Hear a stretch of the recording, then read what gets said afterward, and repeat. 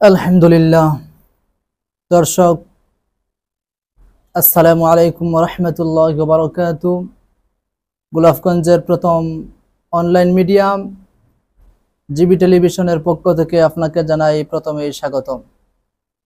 GB টেলিভিশনের নিয়মিত আয়োজন জিবি ধর্মকর্ম আজকের এই ইসলামী অনুষ্ঠানে আলোচক হিসাবে উপস্থিত হয়েছেন আমাদের সকলের পরিচিত উদীয়মান তরুণ সুমিষ্টভাষী বক্তা প্রিয় সাথী ভাই হযরত মাওলানা কারি জুবায়ের আশরাফি সাহেব হাফিজাহুল্লাহ বারাকাল্লাহু ফি হায়াতি, শিক্ষক, গোলাপগঞ্জ গুশগাঁও ইসলামিয়া মাদ্রাসা। আজকে আমাদের জীবী ধর্মকর্ম অনুষ্ঠানের আলোচ্য বিষয় হচ্ছে নবীজির মহব্বত ও ভালোবাসা। হযরত আপনাদের সামনে আজকে নবীজির মহব্বত ও ভালোবাসা সম্পর্কে অত্যন্ত গুরুত্বপূর্ণ কোরআন হাদিসের আলোকে সংক্ষিপ্ত আলোচনা করবেন। হযরত কেমন আছেন? আসসালামু আলাইকুম ওয়া রাহমাতুল্লাহি ওয়া বারাকাতুহু। জি আলহামদুলিল্লাহ ভালো আছি, আপনি কেমন আছেন? জি আলহামদুলিল্লাহ ভালো আছি। আজকে আপনার আলোচ্য বিষয় হলো নবীজির মহব্বত ও ভালোবাসা। তা নিয়ে আপনি আজকে আমাদেরকে কিছু অত্যন্ত চমৎকার আলোচনা পেশ করার জন্য জিবি ধর্মকর্ম অনুষ্ঠানের পক্ষ থেকে আপনাকে আবার স্বাগতম জানাই। বিসমিল্লাহির রহমানির রহিম। নাহমাদুহু ওয়া নুসাল্লি আলা রাসূলিল কারীম। আম্মা বাদ। আউযু বিল্লাহি মিনাশ শাইতানির রাজীম। বিসমিল্লাহির রহমানির রহিম। কুল ইন কুনতুম তুহিব্বুনাল্লাহ ফাত্তাবিউনি ইউহিব্বুকুমুল্লাহ ওয়া ইয়াগফির লাকুম যুনুবাকুম ওয়াল্লাহু গফুরুর রহিম। ওয়া ক্বালা আন-নাবিয়্যু আলাইহিস সালাতু ওয়াস সালাম লা ইউমিনু আহাদুকুম হাত্তা আকুনা হাব্বা ইলাইহি মিন ওয়ালিদিহি ওয়া ওয়ালাদিহি ওয়ান নাসি আজমাইন। আলহামদুলিল্লাহ, আমি অত্যন্ত খুশি যে গোলাপগঞ্জ প্রথম অনলাইন মিডিয়া জিবি টেলিভিশন এর পক্ষ থেকে এমন একটি ইসলামিক আয়োজন করার জন্য আমার পক্ষ থেকে জিবি টেলিভিশনকে আন্তরিক মুবারকবাদ, অভিনন্দন জানাই। আলহামদুলিল্লাহ, আজকে আমাকে যে বিষয়ে ধার্য করা হয়েছে সেটি হলো নবী করিম সাল্লাল্লাহু আলাইহি ওয়াসাল্লামের মহব্বত এবং ভালোবাসা। আল্লাহ রাব্বুল আলামিন আপনাকে আমাকে দুনিয়াতে সৃষ্টি করেছেন সীমিত দিনের জন্য, আর দুনিয়ার জমিনে আল্লাহ রাব্বুল আলামিন এই আসমান জমিন মানব জাতি, জিন জাতি সমস্ত কিছু একমাত্র একজনকে উদ্দেশ্য করে আল্লাহ রাব্বুল আলামিন সৃষ্টি করেছেন। তিনি হলেন আমাদের নবী সাইয়্যিদুল মুরসালিন, খাতামুন নবীন, বিশ্বনবী মুহাম্মদুর রাসূলুল্লাহ সাল্লাল্লাহু আলাইহি ওয়াসাল্লামকে উদ্দেশ্য করে এই দুনিয়ার জমিন আল্লাহ তাআলা সৃষ্টি করেছেন। আমরা মুসলমান,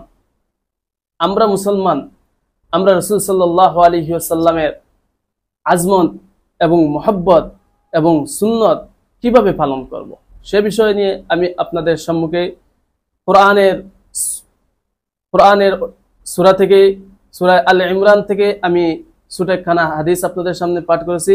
নবীজির অসংখ্য অগণিত হাদিস থেকে ছোট্ট একটা হাদিসও আপনাদের সামনে পাঠ করেছি। ইনশাআল্লাহ এর বিষয়ের উপরে আপনাদের সম্মুখে সংক্ষিপ্ত আকারে নবী করিম সাল্লাল্লাহু আলাইহি ওয়াসাল্লাম মহব্বত, আজমত এবং মহব্বত সম্পর্কে যদি আলোচনা করতে যাই তাহলে শেষ হবে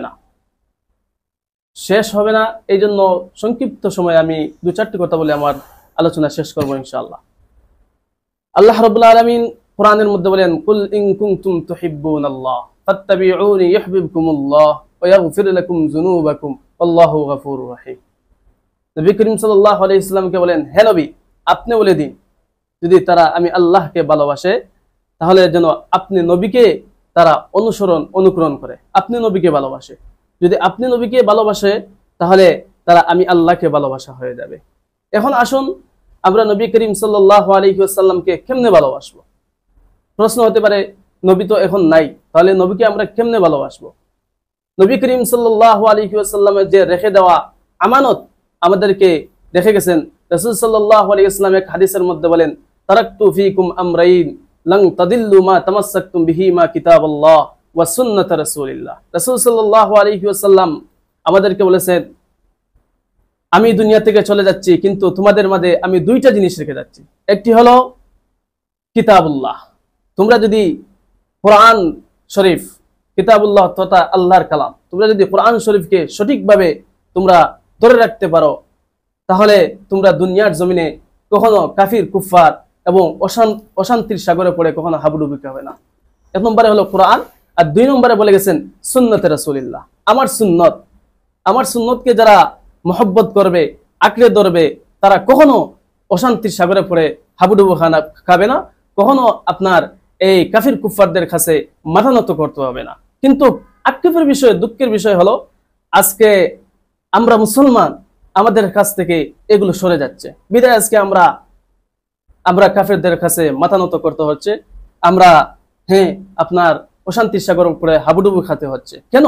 আমাদের মাঝ থেকে কোরআনের মহব্বত এবং আজমত আমাদের মাঝ থেকে উঠে যাচ্ছে, এবং নবী করিম সাল্লাল্লাহু আলাইহি ওয়াসাল্লামের যে মহব্বত সুন্নত, নবী করিম সাল্লাল্লাহু আলাইহি ওয়াসাল্লাম যে আজমত মহব্বত আমাদের মধ্যে ফিট করা দরকার ছিল, এগুলো আমাদের মাঝ থেকে চলে যাচ্ছে। আজকে আমাদের মধ্যে দেখেন অনেক খ্রিস্টান ধর্ম অবলম্বীর এই সমস্ত জিনিসগুলা আমাদের মধ্যে হচ্ছে। যেমন ধরেন আপনার একটা যদি বিয়ার আয়োজন করা হয়, তাহলে আমরা এই সুন্নতের উপর নাই। এই কাফির কুফফারদের তারা যেভাবে চাকচিক্রময় করে দুনিয়ার জমিনে তারা যেভাবে বিবাহ অনুষ্ঠান করতেছে, সেইভাবে আমরা অনুষ্ঠান করতেছি। কিন্তু নবী করিম সাল্লাল্লাহু আলাইহি ওয়াসাল্লামের যে সুন্নত বিধানগুলো আছে, রাসূল সাল্লাল্লাহু আলাইহি, একজন মুমিন, পরিপূর্ণ মুমিন তো ওই ব্যক্তি যে রাসূল সাল্লাল্লাহু আলাইহি ওয়াসাল্লামের সুন্নতকে ভালোবাসে। কারণ রাসূল সাল্লাল্লাহু আলাইহি ওয়াসাল্লাম এক হাদিসের মধ্যে বলেন, মান আহাব্বা সুন্নতি ফাকাদ আহাব্বানি ওয়া মান আহাব্বা সুন্নতি কানা মাই ফিল জান্নাহ। আল্লাহ রাসূল সাল্লাল্লাহু আলাইহি ওয়াসাল্লাম বলেন যে আমি নবীর সুন্নতকে যারা মহব্বত করবে, যারা আঁকড়ে ধরবে, যারা আমি নবীর সুন্নতকে ভালোবাসবে, তারা আমি নবী করিম সাল্লাল্লাহু আলাইহি ওয়াসাল্লাম এর সাথে কাল কিয়ামতের কঠিন ময়দানে আমি নবীর পিছন পিছন হইয়া জান্নাতে প্রবেশ করবে। সুবহানাল্লাহ। এইজন্য আমরা নবী করিম সাল্লাল্লাহু আলাইহি ওয়াসাল্লামের সুন্নতকে মহব্বত করব, ভালোবাসবো। আমাদের প্রসাব পায়খানা থেকে নিয়ে ইস্তিনজা, প্রসাব পায়খানা থেকে আদনা দরজা যদি একটা সুন্নত আপনি আমি পালন করি, তাহলে নবী করিম সাল্লাল্লাহু আলাইহি ওয়াসাল্লামের যদি সুন্নত পালন করি, এই যে নবী করিম সাল্লাল্লাহু আলাইহি ওয়াসাল্লামের যে 63 বছরের যে জিন্দেগি, এই জিন্দেগি যে সুন্নত তরিকাগুলা আমাদের মধ্যে, কিভাবে আমরা খাবো, কিভাবে ঘুমাবো, কিভাবে ইস্তিনজা করব, কিভাবে প্রসাব পায়খানা আমরা করব, কিভাবে ঘুমাবো, কিভাবে মসজিদে প্রবেশ করব, কিভাবে মসজিদ থেকে বাহির হব, কিভাবে আমরা জামা পরিধান করব, কিভাবে আমরা আমাদের দিন দৈনিক 3.5 হাত বডিকে নবী করিম সাল্লাল্লাহু আলাইহি ওয়াসাল্লাম সুন্নতের উপর কিভাবে পরিচালনা করব, সেই বিষয়ে নবী করিম সাল্লাল্লাহু আলাইহি ওয়াসাল্লাম বলে গেছেন। এজন্য আমরা রাসূল সাল্লাল্লাহু আলাইহি ওয়াসাল্লামের সুন্নতগুলোকে আঁকড়ে ধরি। কারণ কোন এক কবি বলেন, হাম সুরাতো হাম সিরাতে মুস্তাফা দর তামামি হালি উকুন ইখতিবা, ইখতিবায়ে সুন্নতে খায়রুল বাশার গিরে লাজিম তাবু ইয়ামি আইফেসস। মুহাম্মদ আরবি হায় ও নবী, তৌজেফে মুহাম্মদ আরবি হায় ও নবী, রাস্তাফে আলম। অর্থাৎ নবী করিম সাল্লাল্লাহু আলাইহি ওয়াসাল্লামের যে সুন্নত এবং মুহাব্বত, আমরা দেখেন আল্লাহ রাসূল সাল্লাল্লাহু আলাইহি ওয়াসাল্লাম আমাদের জন্য কিয়ামতের কঠিন ময়দানে এই গুনাহগার উম্মতের জন্য রাসূল সাল্লাল্লাহু আলাইহি ওয়াসাল্লাম সিজদার মধ্যে পড়ে কাঁদবেন, আল্লাহুম্মা উম্মতি আল্লাহুম্মা উম্মতি। কিন্তু আজকে আমাদের মাঝ থেকে নবী করিম সাল্লাল্লাহু আলাইহি ওয়াসাল্লাম সুন্নতগুলা উঠে যাচ্ছে। একটা যদি আপনার যে সুন্নতর বিষয়ে আলোচনা করা হবে, অনেক গুরুত্বপূর্ণ সুন্নত, এখানে রাসূল সাল্লাল্লাহু আলাইহি ওয়াসাল্লামের সুন্নতকে যদি ভালোবাসি, তাহলে আমরা রাসূল সাল্লাল্লাহু আলাইহি ওয়াসাল্লামকে ভালোবাসা হয়ে যাবে। আর রাসূল সাল্লাল্লাহু আলাইহি ওয়াসাল্লাম যদি ভালোবাসা হয়ে যায়, তাহলে আমরা আল্লাহকে ভালোবাসা হয়ে যাবে। আর আল্লাহ রাব্বুল আলামিন বলেছেন, তোরা যদি রাসূল সাল্লাল্লাহু আলাইহি ওয়াসাল্লামকে ভালোবাসো, তাহলে আমি আল্লাহকে ভালোবাসা হয়ে যাবে।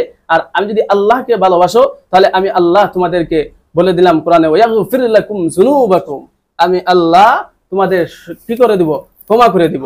ওয়াগফির লাকুম যুনুবাকুম আল্লাহু গফুরুর রহিম, এবং আমি আল্লাহ পরম করুণাময়, অতি দয়াশীল। এজন্য আমরা রাসূল সাল্লাল্লাহু আলাইহি ওয়াসাল্লামের সুন্নতকে বেশি বেশি করে মুহাব্বত করি, আল্লাহ রাসূলের ভালোবাসার পাত্র হয়। রাসূল সাল্লাল্লাহু আলাইহি ওয়াসাল্লামের যে সুন্নতগুলো আছে আমাদের 3.5 হাত বডির মধ্যে ফিট করে। অনেক আলোচনা ছিল, কিন্তু সময় সংক্ষিপ্ত, অন্য সময় ইনশাআল্লাহ সেগুলা আলোচনা করব। এবং যা কিছু বললাম, আল্লাহ তাআলা আমাকে এবং সর্বপ্রথম আমাকে এবং তারপর সবাইকে যেন সঠিকভাবে আমল করার তৌফিক দান করেন। আসসালামু আলাইকুম ওয়া রাহমাতুল্লাহি ওয়া বারাকাতুহু। হুজুর, আপনার কাছ থেকে একটা জিনিস আমাদের একটা জানা অত্যন্ত জরুরি দরকার, যে আমরা তো নবীকে অনেকে মহব্বত করি না, ভালোবাসি না।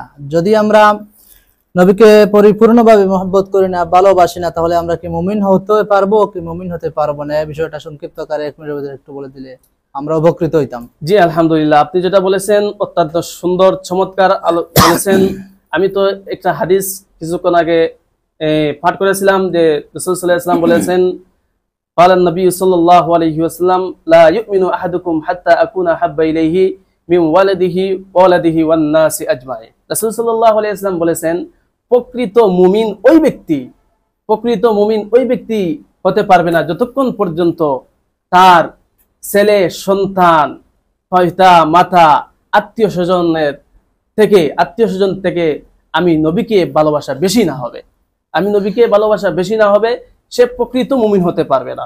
এই জন্য আল্লাহ নবী যেহেতু হাদিসের মধ্যে বলেছেন, এই জন্য আমাদের ছেলে সন্তান, বাবা মা, আত্মীয় স্বজন যা কিছু আছেন তার থেকে নবী করিম সাল্লাল্লাহু আলাইহি ওয়াসাল্লামকে আমাদেরকে ভালোবাসতে হবে বেশি। আলহামদুলিল্লাহ, আমরা আজকের জীবিত মকরম অনুষ্ঠানে নবীজির মহব্বত ও ভালোবাসা সম্পর্কে আমরা অত্যন্ত চমৎকার গুরুত্বপূর্ণ কারি মাওলানা জুবায়ের আশরাফি সাহেবের কাছ থেকে গুরুত্বপূর্ণ আলোচনা শুনলাম। ইনশাআল্লাহ আগামী সপ্তাহে আগামী জীবিত ধর্মকর্ম অনুষ্ঠানে ইনশাআল্লাহ দেখা হবে। আমরা সবাই ভালো থাকি, সুস্থ থাকি। আসসালামু আলাইকুম ওয়া রাহমাতুল্লাহি ওয়া বারাকাতুহু।